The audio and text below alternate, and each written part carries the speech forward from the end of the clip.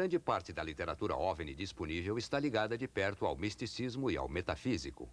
Trata de assuntos como telepatia mental, psicografia e entidades invisíveis, bem como de fenômenos como manifestações de poltergeist e possessão. Muitos dos relatos de OVNIs que estão sendo publicados agora na imprensa popular contam sobre possíveis incidentes que são extremamente semelhantes à possessão demoníaca e fenômenos psíquicos que são conhecidos há muito tempo pelos teólogos e parapsicólogos. Esse documento foi compilado para a Força Aérea dos Estados Unidos e está agora na Biblioteca do Congresso. O Dr. Jacques Vallée falou às Nações Unidas sobre OVNIs e foi o modelo para Lacombe no filme de Steven Spielberg, Encontros Imediatos do Terceiro Grau. Ele é autor de 8 livros sobre OVNIs e foi amplamente reconhecido como o melhor cientista investigador no âmbito da pesquisa de OVNI.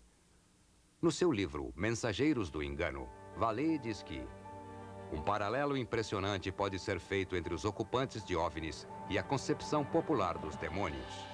E em seu livro Confrontos, ele escreve: os exames médicos aos quais os sequestrados dizem que são submetidos costumam acompanhar manipulação sexual sádica, que lembra os contos medievais de encontros com demônios. Ele também fez esta declaração: eu acredito que quando falamos em aparições de OVNIs como visitas espaciais, estamos considerando o fenômeno pelo nível errado.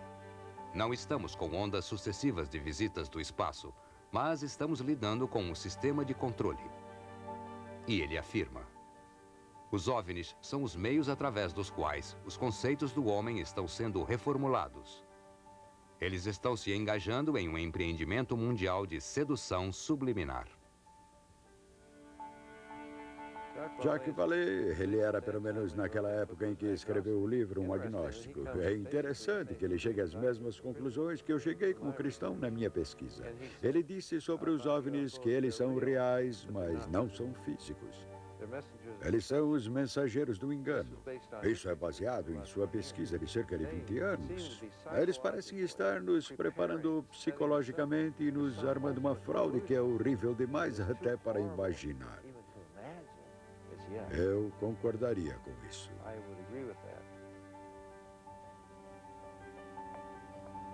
O Dr. I.D.E. Thomas vem de uma longa linhagem de pastores galeses.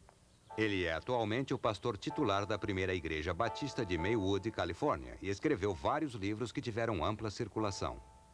No seu livro, A Conspiração Ômega, o Dr. Thomas explica os fenômenos de objetos voadores não identificados e oferece uma explicação que poderia identificar seres que os operam. Por mais incrível que essa explicação possa parecer, pensemos no antigo ditado de Heráclito, que há 500 anos antes de Cristo disse: por ser às vezes tão inacreditável, a verdade deixa de ser conhecida. A resposta a tudo isso e a solução deste enigma cósmico pode ser achada no antigo livro de Gênesis. No capítulo 6 contam-nos um evento realmente surpreendente e bizarro. Os filhos de Deus viram as filhas dos homens e viram que eram lindas. E sentiram luxúria por elas, e casaram-se com elas e tiveram filhos com elas.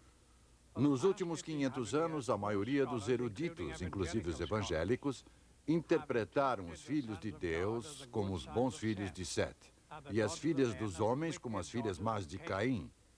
Eles adotaram essa interpretação porque a outra é muito bizarra e estranha. A interpretação antiga e, na minha opinião, a correta, é que os filhos de Deus eram seres demoníacos, anjos caídos, e que desceram à terra e sentiram luxúria pelas filhas dos homens. Casaram-se com elas e produziram esta progenie surpreendente, essa progenie híbrida dos nefílias. E a própria palavra nefílias não significa gigantes. Vem da raiz nefal, os caídos.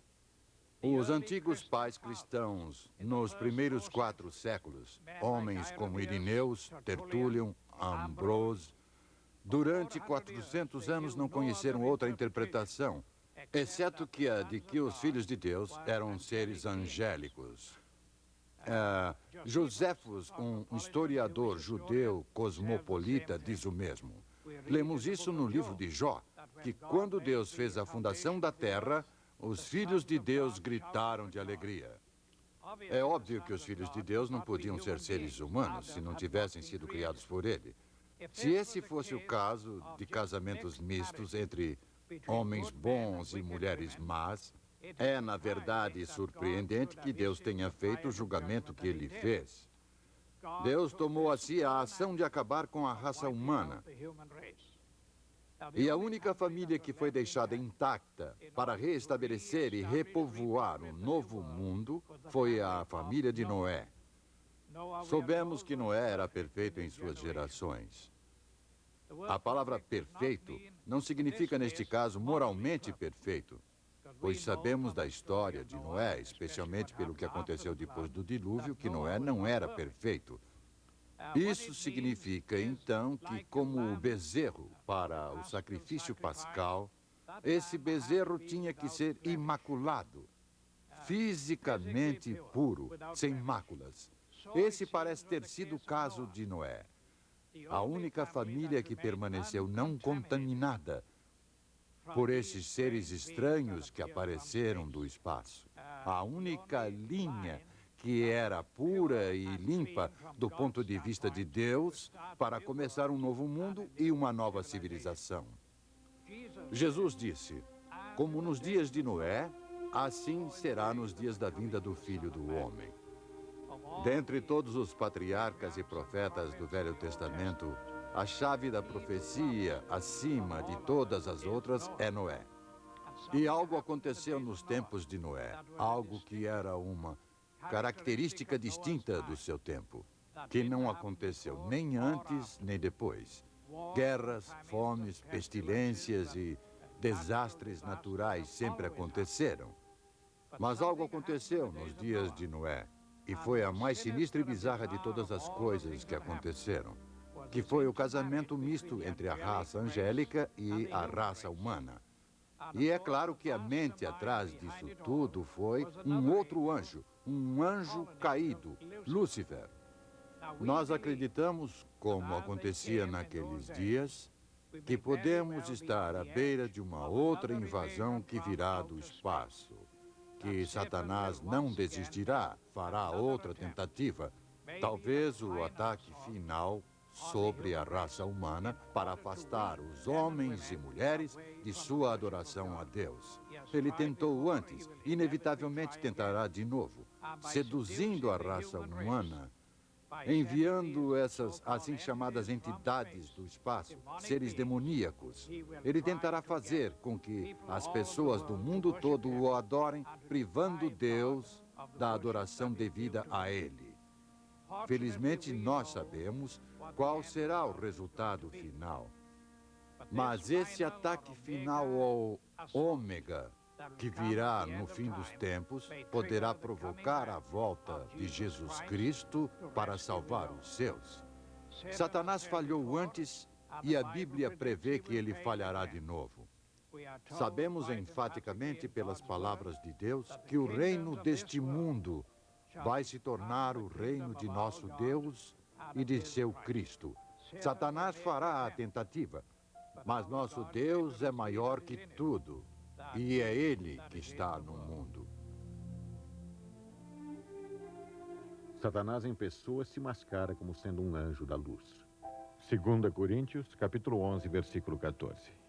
A vinda do que não segue a lei estará de acordo com o trabalho de Satanás, exibido em todos os tipos de falsos milagres, sinais e maravilhas, e em todo tipo de mal que engana aqueles que estão perecendo.